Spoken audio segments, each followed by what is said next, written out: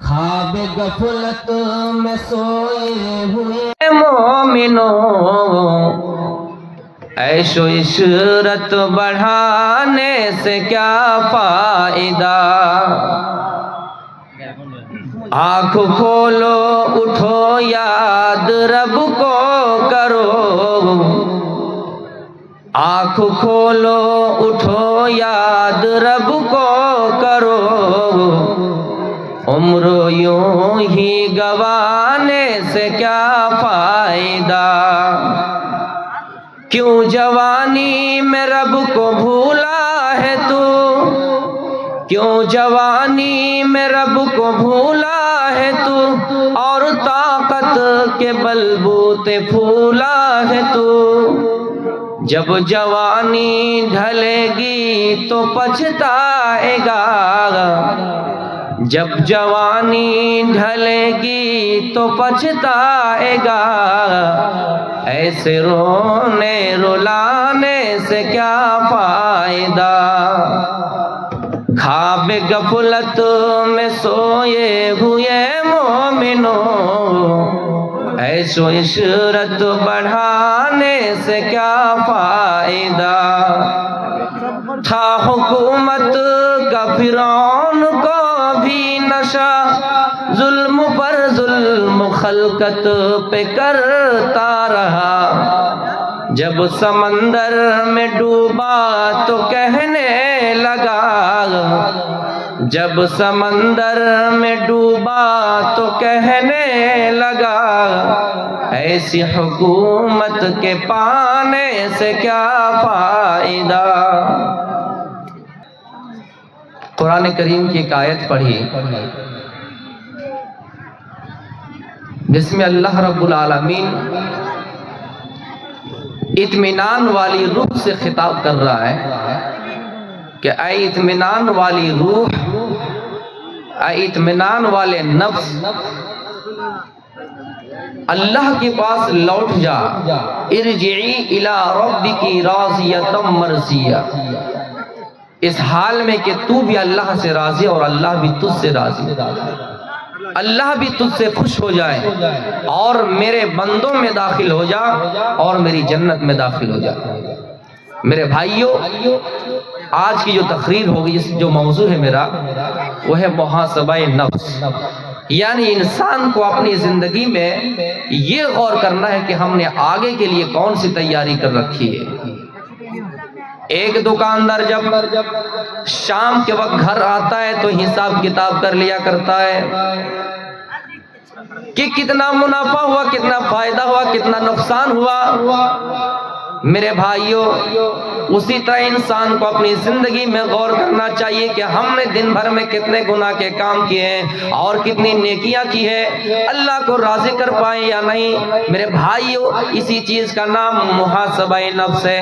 حضرت عمر فاروق رضی اللہ تعالیٰ عنہ یہی کہا کرتے تھے، جن کا مشہور قول ہے کہ اے لوگو، تم اپنا حساب و کتاب کر لیا کرو اس سے پہلے کہ بھی تمہارا حساب و کتاب لیا جائے۔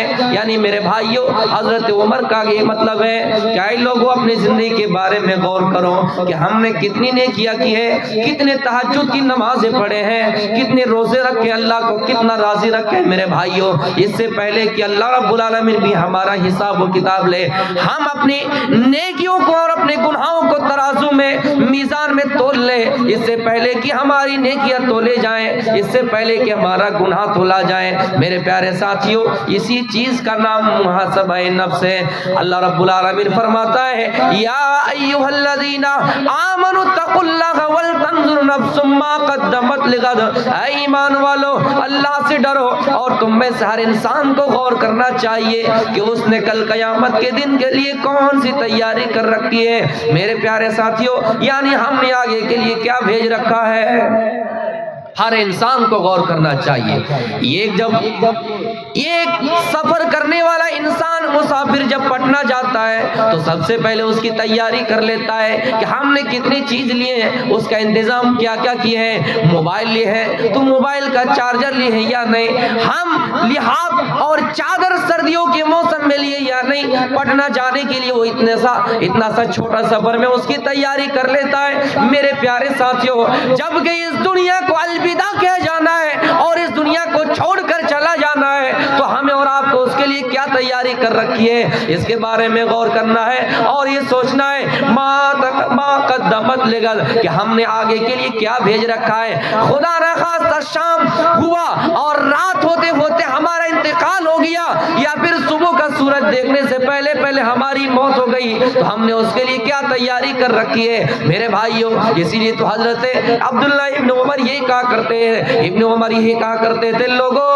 اذا امسیت فلا تنتظر الصباح, جب شام ہو جائے تو صبح کا انتظار نہ کیا کرو. وَإِذَا أَصْبَحْتَ فَلَا تَنتَظِرِ الْمَسَاءَ, اور جب صبح ہو جائے تو پھر شام کا انتظار نہ کیا کرو. ہو سکتا ہے شام ہوا, اب صبح کا سورج دیکھنے سے پہلے تمہاری موت ہو جائے, یا پھر ہو سکتا ہے کہ صبح ہوئی شام ہونے سے پہلے تم مر جاؤ, یعنی صبح کا سورج طلوع ہونے سے پہلے مر جاؤ, یا پھر تم صبح کا سورج طلوع ہونے دیکھ لیے لیکن غروب ہونے سے پہلے مر جاؤ. اس لیے جب بستر پر سونے جاؤ تو اپنا حساب کتاب کر لیا کرو, اور جب صبح ہو تو پھر اپنا حساب و کتاب کر لیا کرو.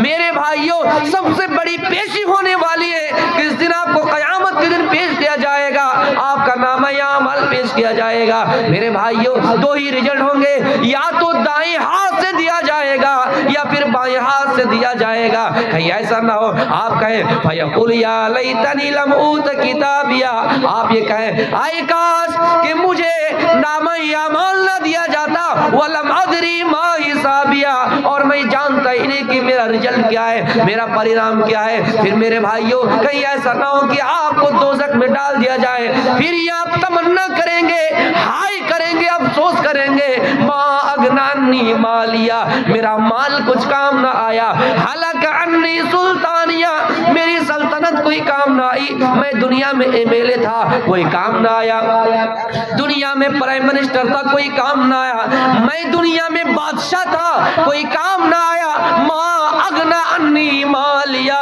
میں تو دنیا میں نرم گرم بستر کا انتظام کر لیا تھا.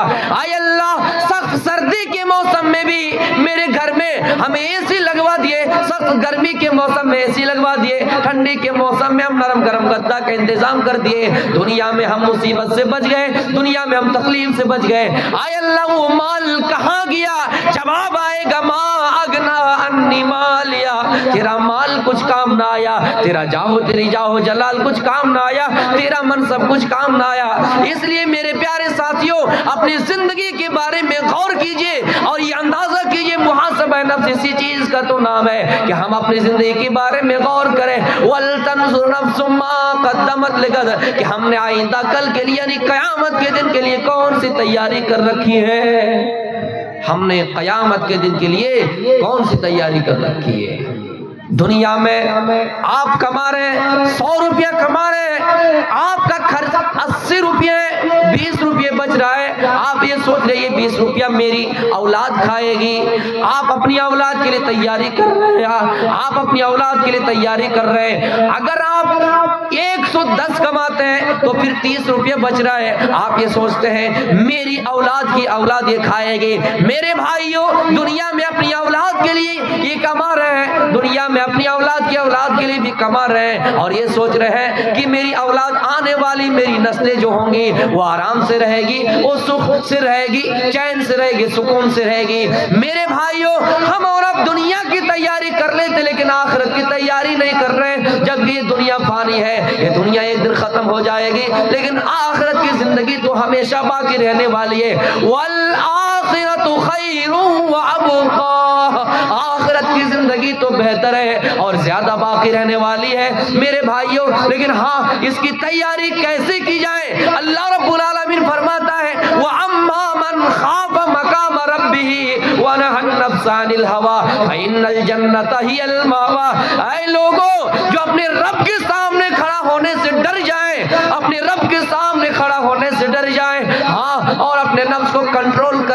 اللہ رب العالمین فرماتا ہے اپنے نفس کو کنٹرول کر لے، فَإِنَّ الْجَنَّةَ هِيَ الْمَأْوَىٰ، اس کا ٹھکانہ جنت ہے، اس کا ٹھکانہ جنت ہوگی۔ میرے بھائیوں نفس کو کنٹرول کرنا ہے، یہ نفس جو انسان کا سب سے بڑا دشمن ہے، اس نفس کو کنٹرول کرنا ہے۔ اگر ہم نے نفس کو کنٹرول کر لیا تو ہمارا ٹھکانہ جنت ہے۔